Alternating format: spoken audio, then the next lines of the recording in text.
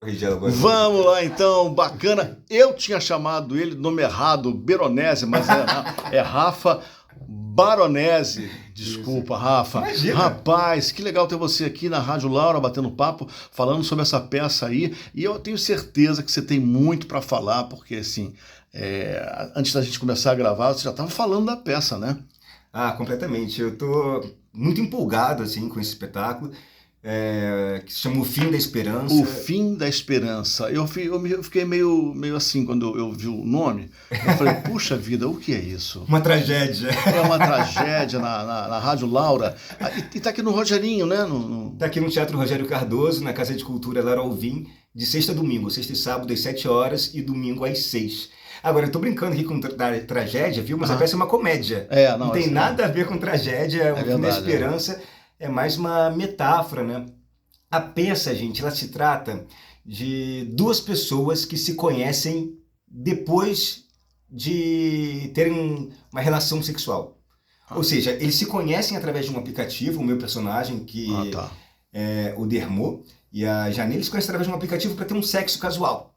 Então, eles vão, se encontram, transam, e aí começa a peça. E essa parte anterior a gente não tem no espetáculo. Começa a peça já eles acordando depois da relação sexual deles. Sim. E aí eles vão se conhecer. E aí um é A e o outro não é nem B, é Z. Um é o oposto do outro. E eles vão passar assim por todos os temas polêmicos que você possa imaginar. Vão chegar a política, religião, sexualidade, e sempre um o oposto do outro. Acontece, é muito louco, né? E eles vão se envolvendo um com o outro, mesmo ele sendo o oposto. Todo tempo eles falam, a gente não vai dar certo, vamos embora, pra que continuar aqui? Se você pensa diferente de mim, e eles continuam ali, algo que... um imã ali, né, que mantém vamos cair no lugar comum, né? Os opostos, né? Os opostos se atraem. Pois é, mas isso é muito louco, esses opostos se atraem até onde eles se atraem, viu? Porque... eu que sou responsável, né, por trazer essa peça aqui para o Brasil, o autor do David Ireland, né, ele é um autor irlandês, essa peça fez enorme sucesso em Londres, e eu li o texto, me apaixonei e eu quis trazer. E por que eu quis tanto montar esse espetáculo aqui? Porque hoje em dia a gente, ao meu ver, né, a gente vive dentro das nossas bolhas, né, então eu só consigo conviver, estou dando um exemplo aqui, né, mas vamos supor que eu só consigo conviver com quem pensa politicamente da mesma maneira que eu. Sim. Né? E não é somente a política, tá? A política a gente está levando assim para lá dos extremos, porque virou guerra em família. Agora é isso, Né? Mas, sei lá, com quem pensa da mesma, sei lá, gosta do mesmo tipo de música, né? Com quem gosta da mesma religião. A gente está vendo cada vez mais as nossas bolhas, as redes sociais trouxeram isso para as nossas vidas. O lado negativo tem muito disso aí, né? Aí você dá logo um follow na pessoa e cancela. Eu não sei, ainda não entendi. Claro que eu quero ver a peça, porque eu adoro comédia e adoro esse tipo de assunto, esse relacionamento aí, tão, como é que eu vou dizer, tão diferente um do outro, né? Porque eu sou casado com uma pessoa muito diferente de mim. Mas completamente diferente? Por exemplo, visão política. É igual. Ah, tá vendo? Já tem algo em comum. Né? Religião, é mesmo? Tem bastante coisa em comum já. Então ou eu me separo ou o que eu faço? Mas essa peça a gente leva a extremos, né? Eu digo assim, em relação à postura de vida, sabe? Astral, eu sou mais quieta, ela é bem mais animada. Isso, no início, foi exatamente isso. A gente não vai dar certo. Só que a gente completou 30 anos de casado agora. Parabéns, e vamos em frente, entendeu? Que delícia, 30 anos. Então assim, não sei se é o dia seguinte da peça, os meus 30 anos de casamento, significa o dia seguinte de vocês terem lá feito o primeiro ato para depois ter conversado, né? Mas eu acredito que isso seja muito comum, ainda mais com esses aplicativos aí, né? Pois tá cada vez mais comum, né? Porque cada vez mais acho que a internet trouxe um pouco isso pra gente, né? O GPS. Então você localiza aqui tô afim só de transar e ponto. Não quero conhecer a pessoa. Né? Então tá cada vez mais... assim, eu acho que nesse... Vamos lá, né? Veja bem se alguém me perguntou alguma opinião para fazer esse aplicativo. Mas eu acho interessante esse negócio. Por que eu acho interessante? Porque eu estava conversando ontem com um amigo e ele, enfim, o casamento dele chegou ao fim, ele estava muito aborrecido e foi para onde? Pro Tinder. Hoje em dia não tem outro lugar. Mas vamos aí eu falei assim, rapaz, aí eu, né, já assim, né, um senhor, né, falei para ele assim, caramba, sério? Pô, não sei, né, cara? É tão legal, assim, o contemporâneo, mas, sei lá, antigamente era melhor. Aí ele, por quê, Rui? Sabe, você tinha que entrar num barzinho, olhar a pessoa, conversar com a pessoa, ligar para a pessoa, mandar o WhatsApp, 1 semana, 2 semanas depois encontrar a pessoa e ela poderia não estar afim. Hoje em dia agora não, prático, todo mundo está lá, está afim. Quem está lá, está afim. Eu achei isso fantástico. E outra coisa também, eu não sabia como é que... Eu sou completamente fora disso. E aí, ele... Deixa eu ver, né, como é que é. E ele falou assim, você escolhe a pessoa 1 quilômetro, 2 quilômetros, 10 quilômetros daqui. Eu falei, gente... É fácil. Daqui a pouco você está escolhendo uma vizinha? É perigoso isso. É perigoso. É melhor não, né? Mas assim, agora quando eu vi que eu ia conversar com você, eu falei, o aplicativo tá aí. Foi pelo aplicativo, né? Foi pelo aplicativo, que os personagens se encontram através do aplicativo. E no caso deles, é mais para ter um sexo casual mesmo. Sim, acabou. A intenção deles era, tipo, nem se envolver. Eles queriam transar, ponto, Sim. E ir embora. Só que acontece que começam a conversar aqui e ali, e eles começam a se envolver um com o outro, né? E como é que o público sente isso? Deve se deliciar, né? Porque é muito comum isso acontecer, né? É muito comum e a peça, eu acho que ela traz diversas sensações. Primeiro que é uma comédia, tá? É uma comédia que flerta muito com o teatro do absurdo. Então tem um quê de absurdo assim no espetáculo, comédia, e ao mesmo tempo tem drama. Ao mesmo tempo você se identifica, ao mesmo tempo tem a dor de cada personagem ali.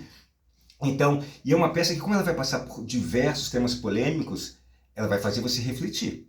Ela vai tocar ali na ferida em alguns momentos, né? Porque ela não vai só aprofundar na ferida, não, porque é uma comédia, é para ser leve, mas vai fazer você pensar. Mas o humor é isso também, né? Sim, é um humor que, às vezes, de nervoso, porque são dois personagens que pensam o oposto um do outro. E em nenhum momento o autor coloca como um personagem é o correto e o outro é errado por pensar diferente. Entendi. Sempre os dois têm a sua razão de pensar diferente, porque cada um tem uma visão diferente da vida. E ponto. Legal. E assim, você ouve algum comentário durante a peça? Já escutei alguns. E é muito louco, porque a gente faz aqui na... É porque é muito pequenininho. É muito pequeno, né? É muito aconchegante. É um teatro para 60 lugares. A peça se passa no apartamento do personagem da Thaís Belchior. Pô, ideal, né? Então é como se as pessoas estivessem assistindo a peça dentro do quarto da gente, sabe? Ideal. É muito, muito interessante. Então qualquer comentáriozinho baixinho que as pessoas fazem, a gente escuta, né? E as pessoas se identificam, porque é uma peça contemporânea. Então a gente fala de reality show, a gente fala de algo que está acontecendo no momento agora na televisão, entendeu? Isso é bom. Então as pessoas se identificam assim muito, muito rápido com o espetáculo. Muito interessante. Agora, assim, curiosidade só, você acha que o futuro dos encontros amorosos, em todos os gêneros, tá no Tinder? Ou, quer dizer, tá no aplicativo? Eu acho que nem o futuro, acho que já é o presente. Já é o presente, né? Eu acho que já é o presente. Eu não vivo o Tinder, né? Porque quando o Tinder surgiu, eu já estava casado, então não tenho essa experiência. Também. Mas, pelo que eu vejo dos meus amigos que estão aí solteiros, estão todos iam com um aplicativo. Para encontrar alguém, seja para um sexo casual, ou seja para você encontrar o amor da sua vida. Olha isso. E eu conheço algumas pessoas que já se conheceram em aplicativo, casaram, têm filhos, e tá tudo certo. De alguma maneira, o aplicativo, a internet, ela agiliza, ela facilita, né? Você já está vendo a foto ali da pessoa, já tem às vezes do que a pessoa gosta exatamente, já está dizendo às vezes a visão dela política, já está falando de que tipo de música ela gosta. Já facilita, né? Já facilita, você já encontra ali algumas coisas para você se identificar. Eu não posso pedir spoiler, não posso, mas tudo acaba bem? E eu sei lá o que é bem? Melhor, deixa aqui. Eu acho melhor deixar essa... Para quem vai ver. Essa pergunta, porque eu acho que tem a ver com o título da peça. Porque o que é acabar bem, né? Acabar bem pode ser os dois separados também, sem nenhum problema. Acabar juntos também, não sei. O que eu posso dizer é assim, são duas pessoas que não se conhecem, que vão se conhecer depois de terem tido a sua relação sexual e eles começam a gostar um do outro, mesmo ele sendo o oposto um do outro. Eu acho que isso é o que mais me atrai, que mais me excita, assim, de trazer esse espetáculo à tona. Fazer com que as pessoas entendam que as pessoas são diferentes, que existe diversidade, que eu posso me dar bem com você mesmo que você tem visão diferente, porque quem tá certo, quem tá errado, entendeu?